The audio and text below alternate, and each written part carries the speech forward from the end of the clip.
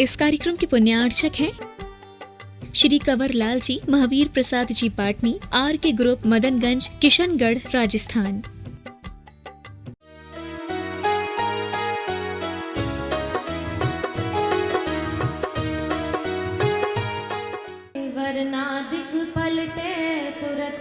अविनाशी जिस माही सदा पंच गुण पाइए, इंद्री गोचर नाही अवधि ज्ञान सो जानिए। वर्ण पांच रस पांच में एक एक ही होय, एक गंध दो गंध में आठ फरस में दो। ये परमाणु पंच गुण सात बंध में जान, वर्णादिक जे 20 हैं ते गुण जात बखान। आगे पुद्गल बंध के सुनो भेद सट होय, श्रद्धा करते समझते संशय रहे न कोई। यहाँ कहा जा रहा है जितना भी हम पृथ्वी है, जल है, अग्नि है, वायु है, ये सब हम जो देखते हैं, ये सब इन्हीं पुद्गलों का परिणमन हमारे सामने दिखाई देता है। यहाँ तक कि जो हमारा शरीर बना होता है, यह शरीर भी पुद्गल का ही कहलाता है। और इसी पुद्गल के जो स्पर्श हैं, रस हैं, गंध हैं, वर्ण हैं, इनमें जो परिणमन होता है, उसी से अनेक तरह के हमें यहाँ पर परिवर्तन दिखाई देते हैं। आप देखेंगे इस भौतिक विश्व में जितना भी हमें प्रकृति की गोद में कुछ भी दिखाई देता है, वह सारा का सारा पुद्गल द्रव्य ही हमें दिखाई देता है। और उसके स्पर्श, रस, गंध आदि में परिणमन होने से ही हमें तरह तरह के उसके परिवर्तन दिखाई देते हैं। और इस तरह के परिवर्तन जो जानने में आते हैं, यही हमें पुद्गल द्रव्य का बहुत सारा ज्ञान करा देता है। अब यहाँ पर आपको एक बहुत अच्छी चीज़ बताई जानी है। आप लोग थोड़ी बहुत साइंस पढ़े ही होंगे, और साइंस के अनुसार आपने जो सीखा वो अलग है। साइंस में पूरे के पूरे जो भौतिक पदार्थ हैं उनको 3 रूपों में डिवाइड किया जाता है, सॉलिड, गैस और लिक्विड। लेकिन यहाँ पर जैन दर्शन में जो यहाँ आगे बताया जाने वाला विषय है, वो अगर आप देखेंगे, सुनेंगे तो आपके लिए बड़ा इंटरेस्टिंग होगा। पुद्गलों का जो भी हमें खेल दिखाई देता है, जो चीज़ें हमें दिखाई देती हैं, जो चीज़ें हमारे भोग उपभोग में आती हैं, पूरे विश्व के अंदर की उन सारी चीज़ों को 6 भागों में डिवाइड किया गया है। कितने? 6 पुद्गल द्रव्य के। यहाँ पर जो बंध होते हैं, वो बंध हमें 6 रूपों में बताए जा रहे हैं। और उन बंधों का ज्ञान हम करके अपने अंदर इस सारी समूची फिजिक्स को हम अच्छे ढंग से समझ सकते हैं, जो कि हमें तरह तरह के बंधों के माध्यम से उन पुद्गलों के परिणमन के रूप में हमारे सामने आ जाती है। मंगल भवन अमंगल हारी, सुख संपत सब ही घर आवे। सभी लोगों को आज थोड़ा सा ध्यान पूर्वक सुनना है ना। अजीव पदार्थ के विषय में रस कम आता है, लेकिन आप अगर ध्यान से एकाग्र साथ सुनेंगे तो आपको रस आएगा और आपके सिर भी हिलेंगे, है ना। क्योंकि हम यहाँ पर हेलो नहीं कहेंगे, हम आपसे पूछेंगे आप हिल रहे हो कि नहीं हिल रहे हो। समझ में आ रहा है? हाँ, तो प्रथम भेद अति थूल बखान, द्वितीय थूल संज्ञा और आन।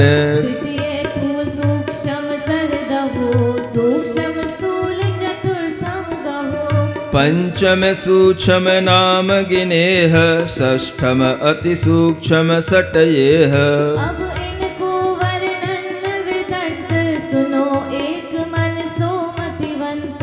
हाँ, सुनो एक मन सो मतिवंत। मतिवंत माने बुद्धिमान लोगों, जिनके पास में मति है, बुद्धि है, इंटेलिजेंसी है, वो लोग सुने कि पुद्गलों को जो उनके पिंड हैं, उनके स्कंद हैं, उनको 6 रूपों में विभाजित किया गया है। पहला कहलाता है अति स्थूल पुद्गल पिंड।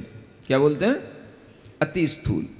दूसरे की संज्ञा नाम केवल थूल है, स्थूल है। एक अति स्थूल, दूसरा स्थूल। तीसरा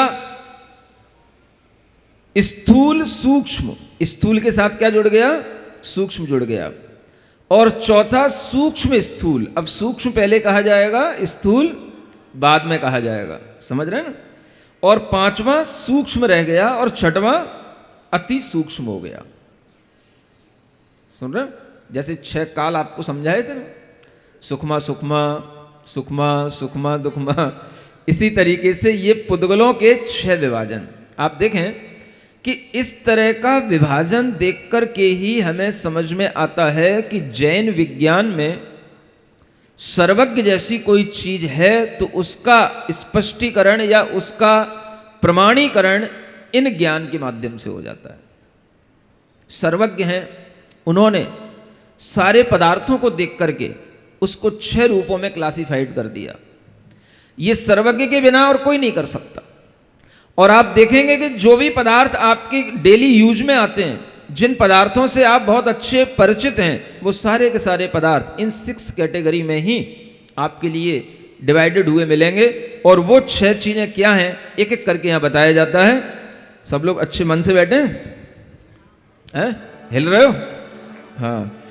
खंड खंड कीने जे बंद, फेर न मिले आप सो बंद। माटी ईंट काठ पाषाण, इत्यादिक अति थूल बखान। देखो, अति थूल पदार्थ कौन से कहलाते हैं? अति स्थूल पदार्थ। सुन रहे हो? आज ही आपको याद करके जाना है, कल याद नहीं करना है ना? भले ही ये आज का विषय अब परीक्षा में आए या ना आए, ये मैटर अलग है, लेकिन आपको याद तो करना है। तो अति स्थूल पदार्थ वो कहलाते हैं जिनके हम खंड खंड कर दें, जिन्हें हम तोड़ दें, काट दें, उसके बावजूद वो फिर अपने आप जुड़े नहीं, तो उन्हें क्या बोलेंगे? अति स्थूल पदार्थ। जैसे ऐसी ईंटें होती हैं, मिट्टी होती है, पत्थर होते हैं, जिन्हें हमने एक बार अलग कर दिया और फिर उसके साथ में रख दिया तो अपने आप नहीं मिलते जब तक कि हम उसको मिलाने के लिए कोई और दूसरा प्रोसेस न करें, है ना?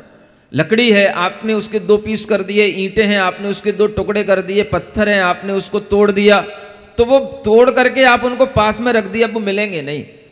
तो उन पदार्थों को हम क्या कहेंगे? अति स्थूल पदार्थ। उसके लिए क्या यहां पर ज्ञान दिया जा रहा है? जो पदार्थ खंडित होने के बाद में मिलाने पर भी न मिले, उन्हें कहते हैं अति स्थूल। तेल है, जल है, आपने जल को कहीं से निकाला और पुनः जल को जल में मिला दिया, तो वो अलग से तैरेगा नहीं कि भाई अब एक बार अलग हो गया तो अब मिल नहीं रहा है, मिल जाता है उसमें। घी, तेल, जल, ये सब तरल पदार्थ लिक्विड फॉर्म में, ये सब लिक्विड, जो आज साइंस हमें लिक्विड फॉर्म कहती है, उसे जैन साइंस क्या कह रही है? ये सब स्थूल पदार्थ हैं, है ना? सॉलिड जिसे कहा गया वो सब अति स्थूल पदार्थ हो गए और साइंस यहीं पे खत्म हो गई। सॉलिड, लिक्विड और गैस, बस गैस में उसकी गैस निकल गई सब। जबकि पदार्थ 3 प्रकार के नहीं है, पदार्थ 6 प्रकार के। आप देखें कि अगर साइंस ने 3 तरह की चीजें बताई हैं तो बहुत सारी चीजें तो अछूती रह गई जो यहां बताई जा रही हैं। तो आप देखें कि कितना अच्छा भौतिक विज्ञान आपको सीखने को मिल रहा है। देखत लगे दृष्टि सो थूल, कर में गहे जाए नहीं थूल। रूप चांदनी आदि समस्त, जान थूल ते सूक्ष्म वस्त। देखो, अब तीसरे कैटेगरी में कौन से पदार्थ रखे गए? गैस नहीं ली। गैस तो अपने आप में कोई अलग से चीज नहीं है। ये यहां पर जो लिया गया स्थूल सूक्ष्म, तीसरे कैटेगरी में क्या? स्थूल सूक्ष्म। स्थूल सूक्ष्म में कौन से पदार्थ लिए जाएंगे? जो दृष्टि से देखने में आए और स्थूल दिखाई दें। स्थूल माने होता है जिनकी आकृति दिखाई दे, या जो हमें बड़े रूप में दिखाई दें। दिखाई तो देते हैं लेकिन उन्हें हम पकड़ नहीं सकते हैं, उन्हें हम ग्रहण नहीं कर सकते हैं, लेकिन दिखाई देते हैं। अगर हम आपसे ऐसी हम एकदम से क्विज छोड़ दें कि भाई ऐसे पदार्थ बताओ जो दिखाई दें लेकिन पकड़ में ना आए, क्या बोलोगे? समझ आ रहा है? ऐसे पदार्थ जैसे धूप, दिखते तो है कि धूप है, लेकिन आप पकड़ के दिखाओ धूप को, तो धूप को पकड़ नहीं सकते। स्थूल है क्योंकि वो दिखाई दे रही है, पकड़ में नहीं आती क्योंकि वो सूक्ष्म है, इसलिए इनको स्थूल सूक्ष्म कहा गया। चांदनी या इसके अलावा और भी जैसे सूर्य का प्रताप, प्रकाश, ये सभी पदार्थ क्या कहलाएंगे? ये स्थूल होने के साथ साथ सूक्ष्म है, पकड़ में नहीं आते हैं लेकिन ग्रहण आंखों के द्वारा हो रहे हैं। ऐसे पदार्थों को स्थूल सूक्ष्म कहा है। आँखन सो देखे नहीं जाए, चारों इंद्रिय गोचरते हैं। विविध स्पर्श शब्द रस गंध, सूक्ष्म स्थूल जानते बंध। अब कुछ पदार्थ ऐसे होते हैं जो आंखों से दिखाई नहीं देते लेकिन अनिंद्रियों से ग्रहण करने में आते हैं। बोलो क्या? Hello hello. अब हमने आपसे बोला हेलो हेलो, तो हेलो दिखाई दे रहा है कि आपको हेलो कहां है? लेकिन आपके कान में पहुंचा। कहां पहुंचा? कान में। और कान में पहुंच करके आपको उस शब्द का ज्ञान हुआ और ज्ञान से फिर आप हिलने लग गए। क्या मतलब हुआ? ये दिखा तो है ही नहीं हमें शब्द, लेकिन हमारी कर्ण इंद्रिय से पकड़ में आया। ऐसे पदार्थ जो देखने में ना आए लेकिन हमारी अन्य इंद्रियों से पकड़ में आए, कर्ण इंद्रिय से पकड़ में आएंगे। कुछ पदार्थ हमारी रसना इंद्रिय से पकड़ में आते हैं। अब मान लो हमने आपको कोई नींबू दिखाया और उसमें कहा कि खट्टा रस है। रस आपको दिख रहा है? रस खट्टा कब समझ में आएगा? रस आपको नींबू निचोड़ने पर दिख सकता है लेकिन खट्टा है ये कैसे समझ में आएगा? ये तो चखने से समझ में आएगा। तो ये पदार्थ कैसा कहलाएगा? जो हमें रस दिखाई नहीं दे रहा, जो हमें शब्द दिखाई नहीं दे रहा, लेकिन उसका हम अपनी रसना इंद्रिय से, कर्ण इंद्रिय से ज्ञान कर पा रहे हैं, उन पदार्थों को यहां सूक्ष्म स्थूल नाम की चौथी कैटेगरी में विभाजित किया गया। समझ रहे हैं? आगे कहते हैं, नाना भांति वर्गणा पिंड, कारण मान परमाणु पिंड।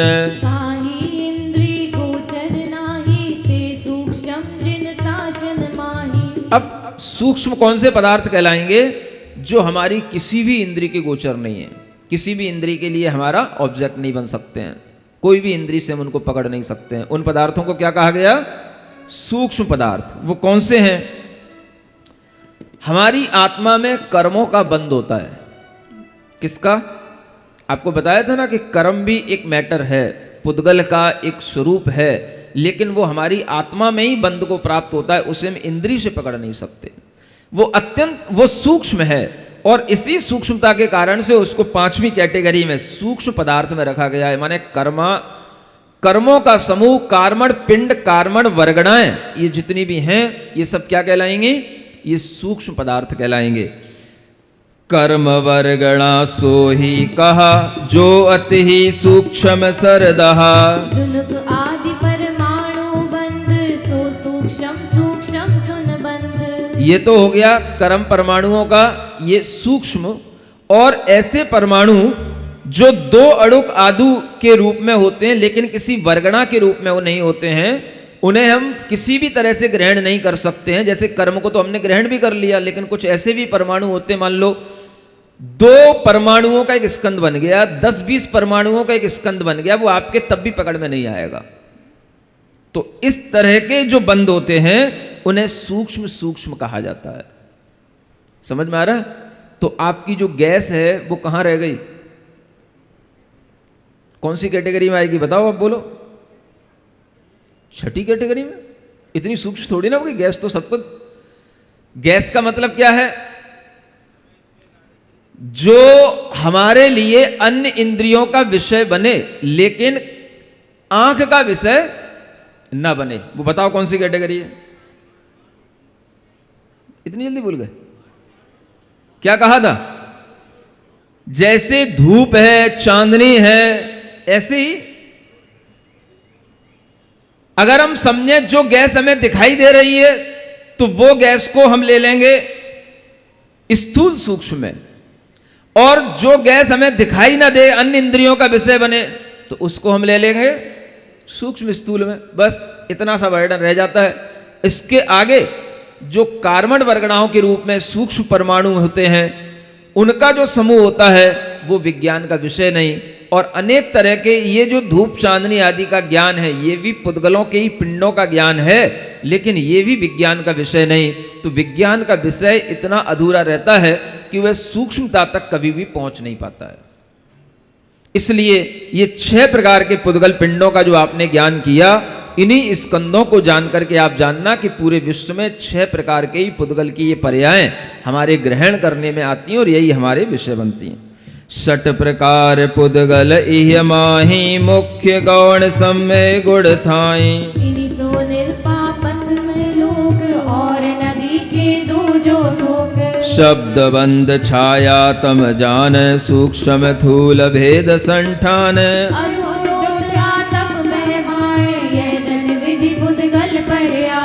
इसके अलावा अनेक तरह के शब्द हैं, अनेक तरह के और भी हम बंद करते रहते हैं। बंद का मतलब चीजें बनाते रहते हैं, बिटाते रहते हैं और बनाते रहते हैं। जैसे आप लोग एक ही आटे के कितने तरह के बंद बना लेते हैं। बंद जानते हो? कोई भी तरीके का बंद। आपने उसको लोई के रूप में बांध दिया तो बंद हो गया, रोटी के रूप में बना दिया तो बंद हो गया, बाटी के रूप में बना दिया तो बंद हो गया। उसी में आपने थोड़ी सी दाल मिला दी तो, और दाल की फिर आपने बरी बना दी तो उसका भी बंद हो गया। कचौड़ी बना दी तो वो उसका बंद हो गया। ये सारे के सारे बंद। आटे को पीस दिया तो अलग बंद हो गया, आटा थोड़ा सा दरदरा रह गया तो उसका अलग बंद हो गया। ये जितने भी प्रकार के बंद होते हैं ये सब पुद्गल में ही हो रहे हैं। ये सब पदार्थ कौन से हैं? पुद्गल पदार्थ। तो आप इतना जान लें कि हम पुद्गलों को ही खा रहे हैं, पुद्गलों को ही देख रहे हैं, पुद्गलों को ही सूंघ रहे हैं, पुद्गलों का ही स्पर्श कर रहे हैं। हम पुद्गलों के साथ ही खेल रहे हैं। क्या समझ में आ रहा है? किसके साथ खेल रहे हैं?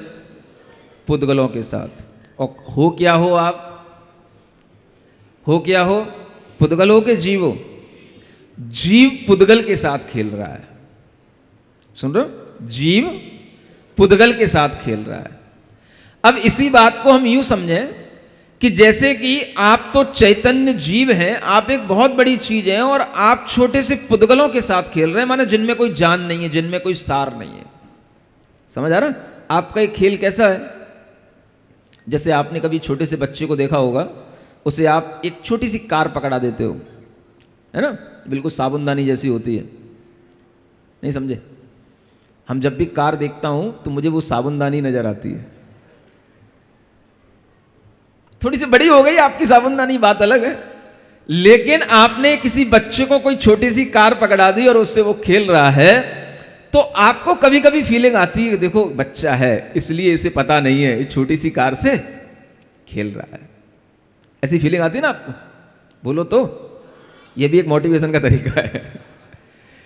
अब आपको ये कैसे पता पड़ेगा कि हम भी जहां खेल रहे हैं और जिन चीजों से खेल रहे हैं वो भी किन्हीं की नजर में वैसा ही लग रहा है जैसे आपकी नजर में आप अपने बच्चे को देख रहे हो।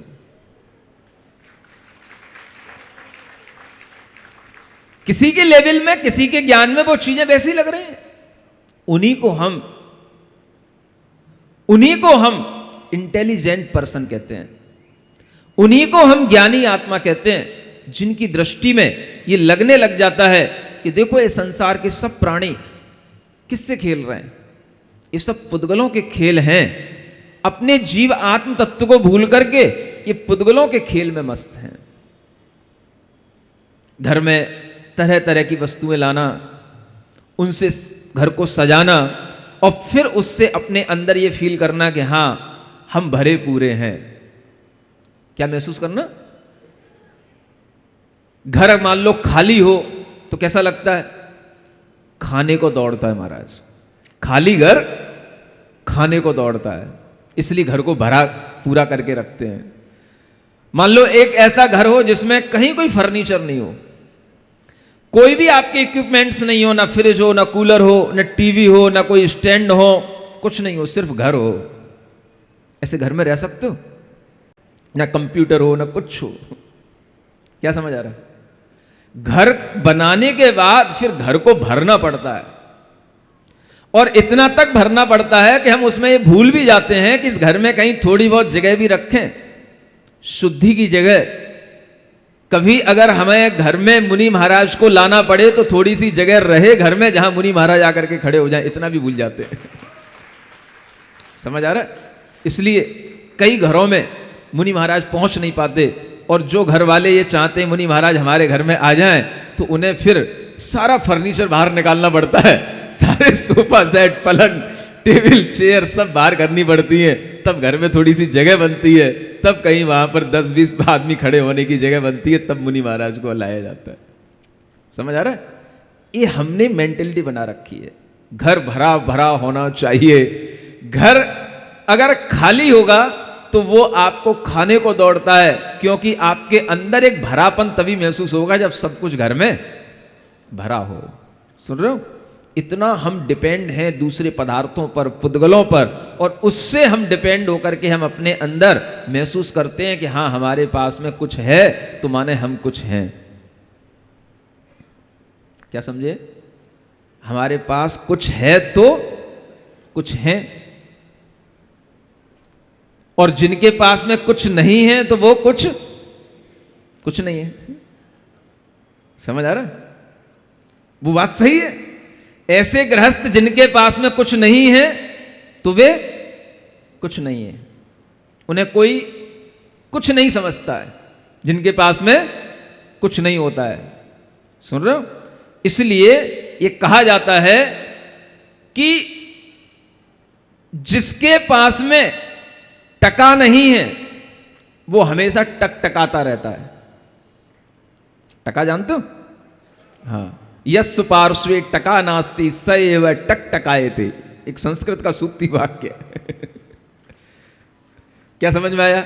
वो हमेशा आकाश में देखता रहता है, टकटकाता रहता है। लेकिन यह भी कहा गया है गृहस्थ के पास में टका होगा तो वो गृहस्थ अच्छा कहलाएगा, और साधु वही साधु कहलाएगा जिसके पास में टका नहीं होगा। और इसी को इस भाषा में समझ सकते हो, इसी टका को कौड़ी कहा जाता है। क्या कहा जाता है? हाँ, जिस गृहस्थ के पास कौड़ी नहीं वो कौड़ी का नहीं, और जिस साधु के पास कौड़ी है वो कौड़ी का नहीं। क्या समझ में आया?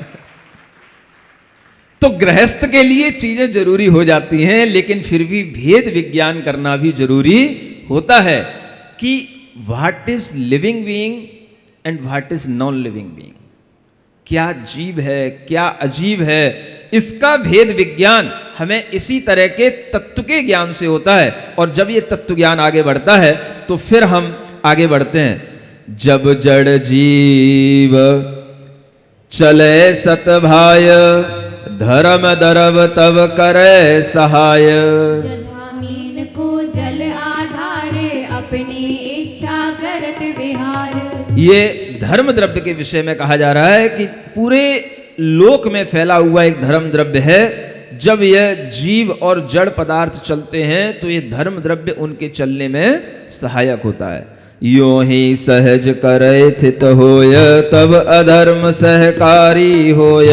जो मग में पंक्ति को छाही, थित कारण है बल सो नाही। इसी तरह से अधर्म द्रव्य जीव और पुद्गलों के रुकने में सहायक होता है। जो सब द्रव्यन को अवकाश, देय सदा सो द्रव्य आकाश। ताके भेद दोय जिन कहे, लोक अलोक नाम सर कहे। यह आकाश भी एक द्रव्य है जो सभी द्रव्यों को अवकाश देता है, माने स्थान देता है। और जितने आकाश में ये सभी द्रव्य रहते हैं उसको लोकाकाश कहते हैं, और जहां इन द्रव्यों का रहना नहीं होता, एकमात्र आकाश ही रहता है, उसको अलोकाकाश कहते हैं। जहां जीवादि पदार्थ वास, असंख्यात परदेश निवास। लोकाकाश कहावे सोए, परे अलोक अनंता होए। लोक प्रदेश असंख्य जहां, एक एक कालाणु तहां। सर्वनाशित निर्से सदा, द्रव्य स्वरूप सुथिर सर्वदा। बरतावन लक्षण सुवजास, तीन काल जाकी नहीं नास। समय घड़ी आदिक बहु भाए, ये व्यवहार काल पर्याय। पहले कहो जीव अधिकार और अजीव पंच प्रकार। ये ही छहो द्रव्य समुदाय काल बिना पश्चात दिखाए। ये सब आपको थोड़ा थोड़ा सा सुनने में पहले आया होगा, पढ़ा होगा आपने। ये 6 द्रव्य होते हैं, जीव, पुद्गल, धर्म, अधर्म, आकाश और काल। काल भी एक द्रव्य है। इस लोकाकाश में, पूरे आकाश के एक एक प्रदेश में एक एक काल अणु के रूप में स्थित है। उस एक एक कालाणु को क्या बोलते हैं? काल द्रव्य कहते हैं। यानी काल द्रव्य संख्या में असंख्यात होते हैं, क्योंकि वो पूरे लोकाकाश के एक एक प्रदेश पर एक एक कालाणु फैला रहता है। इस तरह से यहाँ आपको 6 द्रव्यों का संक्षेप से ज्ञान दिया। बहुपरदेशी जो द्रव कायवंत सो जान, ताते पंच काय है काय काल बिन मान। जीव, धर्म, अधर्म, द्रव ये तीनों 6 लोक परमान। असंख्यात परदेसी राजे नभ अनंत परदेसी जान। संख असंख अनंत प्रदेशी त्रिविध रूप पुद्गल पहचान। एक प्रदेश धरे काला टूटाते काल काय बिन मान। काल काय विन तुम कहो एक प्रदेशी जोय। पुद्गल परमाणु तथा सो सकाय क्यों होय। असंख्य संख्य द्रव कालाणु भिन्न भिन्न जग माहि वसाहि। आप समाहिल मिल नहीं कबहि, ताते कायवंत सो नाही। रूप सचिक्कन तय परमाणु तत छिन बंध रूप हो जाहि। यूं पुद्गल को काय कल्पना कही, जिन्हें सर के मत माही। मंगल भवन अमंगल हारी। पारसनाथ जगत हितकारी। सुख संपत सब ही घर आवे। पारस कथा भविक जो गावे। सबको ये विषय थोड़ा सा नया नया लग रहा होगा, है ना? क्योंकि अपन जिन बातों को सुनते रहते हैं उनसे कुछ नई बात जब सुनते हैं और वो कुछ दिखाई नहीं दे रही होती है, तो फिर बस देखना पड़ता है। ऐसे लग रहा है सब टकटकाए थे, सब क्या कर रहे हैं? टकटका के देख रहे हैं कि जी हो क्या रहा है ना? कभी कभी ये भी अच्छा होता है। बहुत दिनों से आप जो सुन रहे हैं वो सब आपकी समझ में आ रहा है, लेकिन जो सुनकर के समझ में ना आए तो भी समझना चाहिए कि हमारी बुद्धि में कुछ ऐसी कमी तो है जिसके कारण से हम सुन तो रहे हैं लेकिन समझ नहीं पा रहे हैं। और इतना कुछ कठिन भी नहीं है। अगर आप इन चीज़ों को श्रद्धा के साथ सुनते हैं, समझते हैं, तो यही चीज़ें हमारे लिए सम्यक दर्शन का कारण बनती हैं।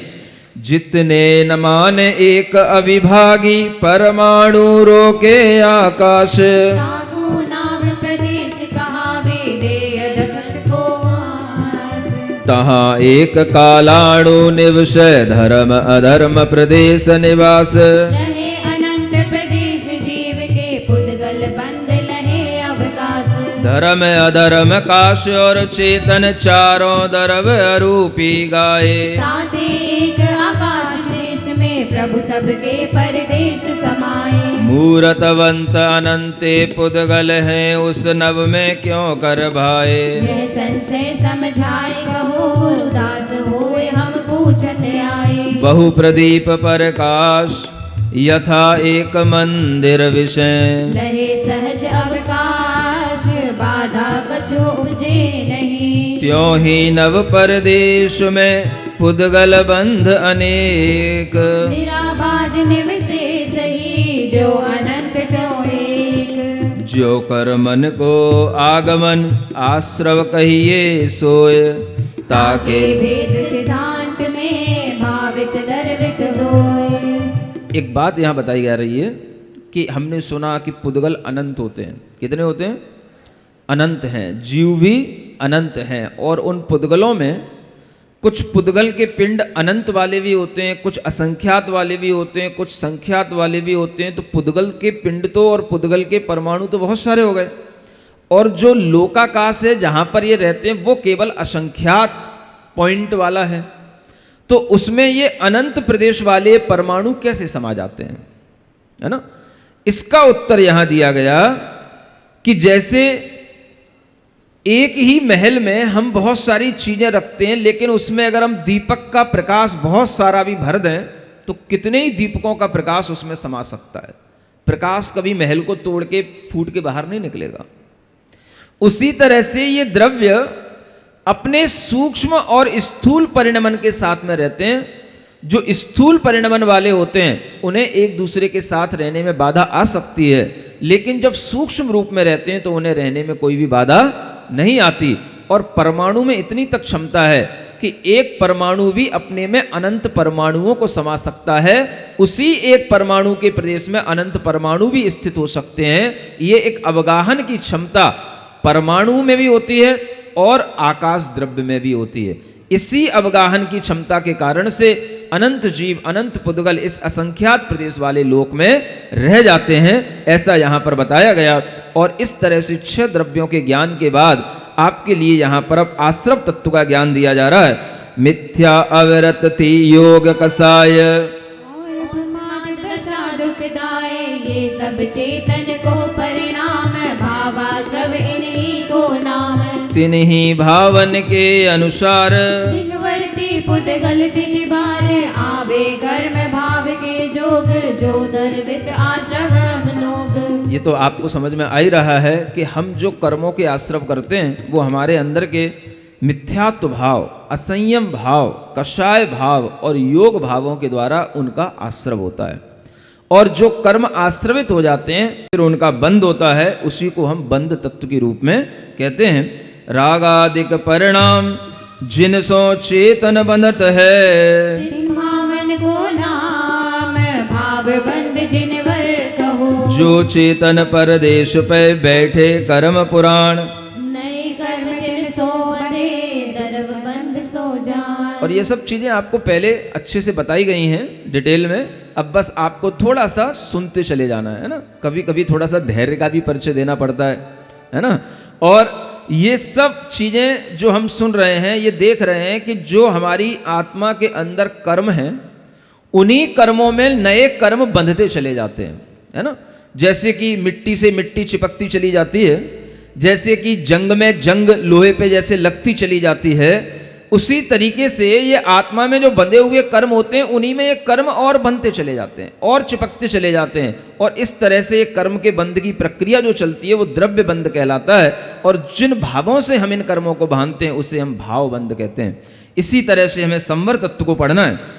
आश्रव अवरोधन हेत भाव सो जान भाव संवर स्वभाव, जो दर्वित आश्रव शब्द रूप सो होए धर्म संवर स्वरूप। प्रतपंच समिति पांचौ सुधर्म अर 3 गुप्ति 10 भेद धर्म, 12 विधि अनुप्रेक्षा विचार 22 परिचय विजय सार। पुनि 5 जात अविरत अधोस्ते सर्व भाव संवर विशेष, इन सो कर्माश्रव रुके राम पर लानी के मुख डाट जेम। शुभोपयोगी जीव के व्रत आदिक आचार, पापाश्रव अविरोध को कारण है निर्धार। शुद्ध उपयोगी साथ जे तिनके ये आचार, पुण्य पाप दोनों को संवर हेतु विचार। जब हम अशुभ कर्मों का संवर करते हैं तो हमारे लिए वह संवर होने के कारण से अशुभ कर्मों का आगमन रुक जाता है और ये शुभ भावों से हो जाता है। जब हम शुभ अशुभ दोनों भावों से ऊपर उठ करके शुद्ध उपयोग में लीन होते हैं, और यह शुद्ध उपयोग में लीनता की दशा केवल मुनि महाराज के लिए होती है ध्यान की अवस्था में। जब अपनी शुद्ध आत्मा में ही वो लीन होते हैं, स्थिर होते हैं, तब उस समय पर न उन्हें शुभ कर्मों का आश्रव न उन्हें अशुभ कर्मों का आश्रव और बंद होता है, और उस समय पर वह शुभ अशुभ दोनों का संवर कर पाते हैं। यह यहाँ पर कहा गया है। तप बल कर्म तथा स्थिति पाए, जिन भावों रस देखिर जाए,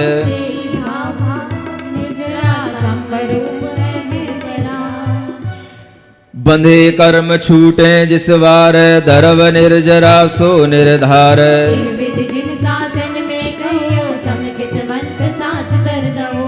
इस तरह से यहाँ पर निर्जरा तत्व के बारे में भी बताया गया कि जो कर्म बंध हमारे छूटते रहते हैं, खिरते रहते हैं, उनका नाम है द्रव्य निर्जरा। और जिन भावों से वो खिरते हैं उसका नाम है भाव निर्जरा। आपने तप करने का भाव किया, ये भाव निर्जरा के लिए कारण बना, और उस तप करने के माध्यम से जो कर्म की निर्जरा होगी वो कहलाएगी द्रव्य निर्जरा, है ना। बहुत अच्छी बात है। अच्छे संकल्प लेने से हमारे अंदर वो कार्य कभी भी घटित हो, लेकिन उस अच्छे संकल्प से भी कर्म की निर्जरा तुरंत होने लग जाती है। संकल्प लेने से भी, सुन रहे, अच्छे संकल्प। कैसे संकल्प? मान लो आपको कल का एकासन करना है, या व्रत करना है, या उपवास करना है। आपने उसका संकल्प आज ले लिया, करना तो कल है, लेकिन संकल्प आपने आज ले लिया। ये मान के चलिए कि अगर आपने आज संकल्प लिया है, जिस क्षण संकल्प लिया है, आपकी निर्जरा उसी क्षण से शुरू हो गई। निर्जरा, कर्मों का झड़ना उसी क्षण से शुरू हो गया। क्यों हो गया? आपने संकल्प ले लिया कल का। अभी कल तो बहुत बड़ा है, कल जब आएगा तब देखा जाएगा, लेकिन आपकी हिम्मत कि कल मैं उपवास करूंगा, कल मेरा एकासन होगा, ये संकल्प आपने कब लिया? आज लिया। सुन रहे? तो आज से ही वो कर्म की निर्जरा प्रारंभ हो जाती है।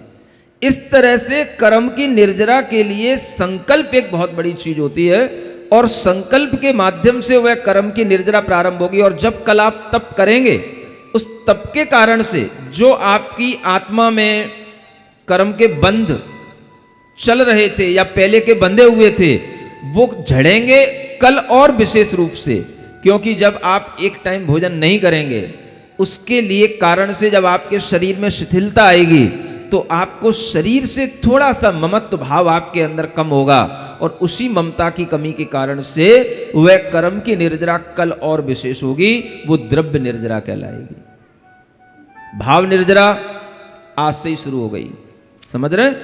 इस तरह से ये निर्जरा की जाती है कर्मों की, और कर्मों की निर्जरा करते करते ही मोक्ष की प्राप्ति होती है। कर्मों से पूरा छूट जाना ही मोक्ष कहलाता है ना। हर काम जल्दी जल्दी में ही नहीं होते हैं। क्या सुन रहे हो? धीरे धीरे भी कुछ काम किए जाते हैं।